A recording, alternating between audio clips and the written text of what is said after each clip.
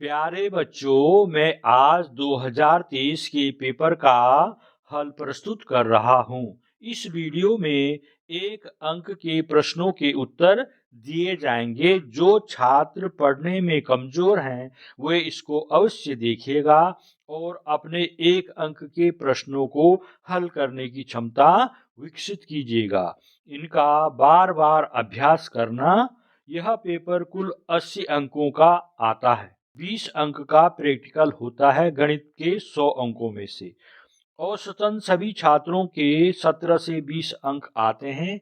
आप मान लीजिए आपके 18 अंक प्रैक्टिकल में आए हैं, तो आपको पास होने के लिए इस पेपर में 80 में से 15 अंक अवश्य लाने होंगे। तो 15 अंकों को लाने के लिए इस वीडियो को अंत तक देखना व बार बार देखना। इसके बाद जो मैं इस सीरीज की अन्य वीडियो को डालूंगा उनका भी अभ्यास करते रहिएगा। प्रश्न 1 है, निम्न में अपरिमेय संख्या है। 4 विकल्प दे रखे हैं, इसमें से अपरिमेय संख्या बतानी है। तो मैंने इधर हल कर रखे। प्रथम 0.125 ये क्या है? परिमेय संख्या है। p/q के रूप में लिख रखा है मैंने। थर्ड, ये भी परिमेय संख्या है, p/q के रूप में लिख सकते हैं इसको। फोर्थ में देखिए इधर √2 इंटू √8 को हम 8 दूना 16, 16 का वर्गमूल 4 आ गया। ये परिमेय संख्या है। केवल 2 √2 ऐसा है जिसको हम p/q के रूप में नहीं लिख पा रहे हैं, अर्थात विकल्प 2 सही है। बहुपद x² - 3 के शून्यकों का योगफल होगा। इसका द्विघात समीकरण ax² + bx + c से तुलना करने पर हमें a बराबर 1 मिलेगा। b वाला पद यहाँ नहीं है तो b बराबर 0 कर देना है। c बराबर यहाँ पर -3 होगा। शून्यकों का योगफल का सूत्र है -b/a। यहाँ पर b की जगह है 0 और a की जगह है 1, तो हो जाएगा 0/1 और 0/1 का मान होता है 0। तो इसका विकल्प प्रथम सही है। यदि किसी समांतर श्रेणी का nवां पद 3n+1 है तो इसका 8वां पद होगा। तो हमें इसका 8वां पद ज्ञात करना है। an बराबर 3n+1 है, वहां पर n की जगह 8 रख देना है। a8 बराबर 3 × 8 + 1, 8 × 24, 24 और 1 25। इसका आंसर होगा विकल्प 3 सही है। sin a बराबर 1/2। sin a बराबर होता है लंब बटे कर्ण, और हमको यहाँ पर आधार का मान ज्ञात करना है। आधार बराबर हो जाएगा कर्ण का स्क्वायर कर देना है माइनस लंब का स्क्वायर घटा देना उसमें। तो 2 का स्क्वायर 4, 4 ऋण 1 में 3, √3 आ गया। तो cos a बराबर होता है आधार बटे कर्ण। आधार में हमारा √3 आ गया और कर्ण में 2 है, तो आधार बटे कर्ण इसका आंसर होगा। बिंदुओं 4, 5 और 6, 9 को मिलाने वाली रेखा के मध्य बिंदु के निर्देशांक होंगे। जो पहला लिखा होता है वो x1 के मान होते हैं, x के मान, और जो दूसरे नंबर पे लिखा है वो y के मान होते हैं। मध्य बिंदु के निर्देशांक x बराबर x1 + x2/2। तो ये 4 धन 6/2, 10/2 हो गया। उसका उत्तर हो गया 5। y बराबर होगा y1 + y2/2, 5 धन 9, 14, 14 का आधा कर दिया 7।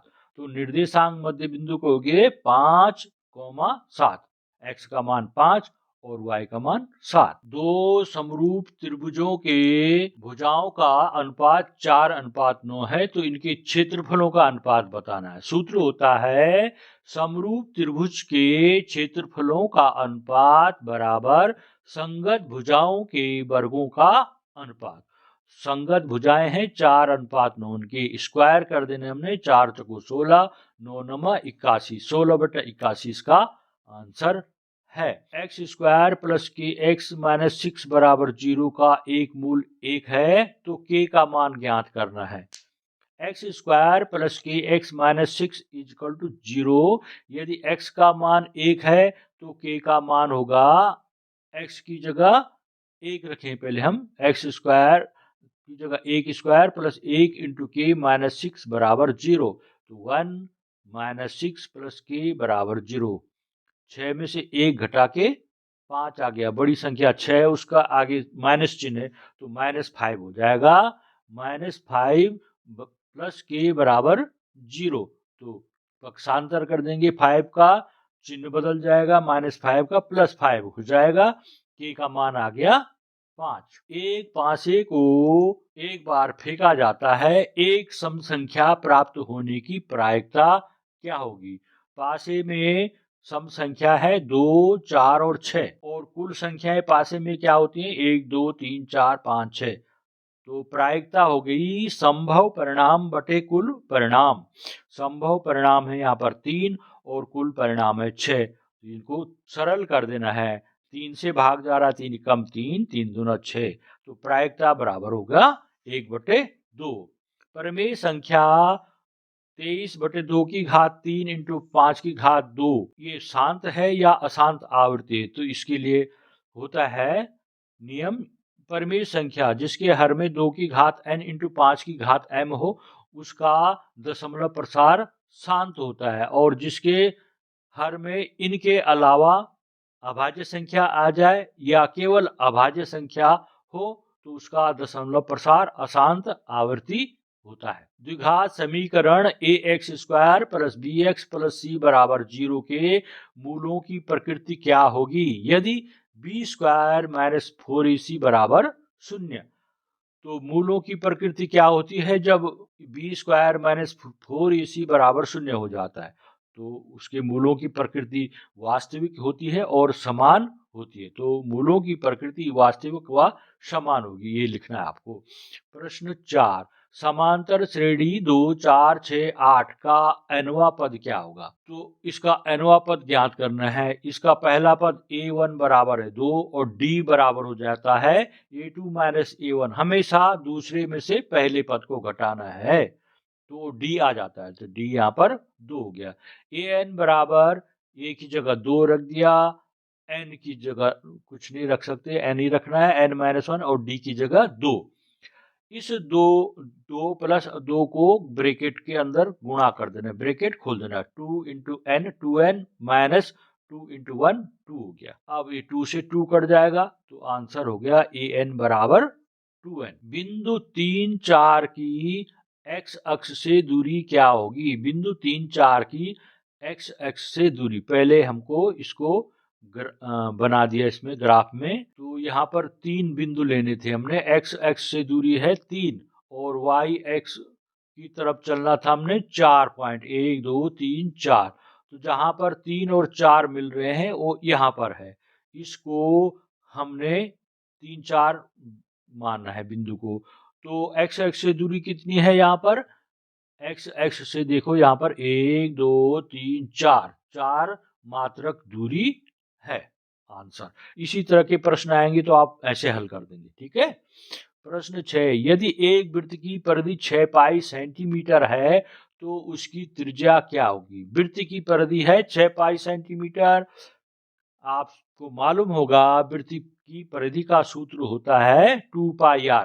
तो सूत्र लिख देना आपने, वृत्त की परिधि बराबर 2 पाई r। जिधर वृत्त की परिधि लिखा है वहां पर 6 पाई लिख देना है, और इधर 2 पाई r है ही, तो 6 पाई बराबर हो गया 2 पाई r।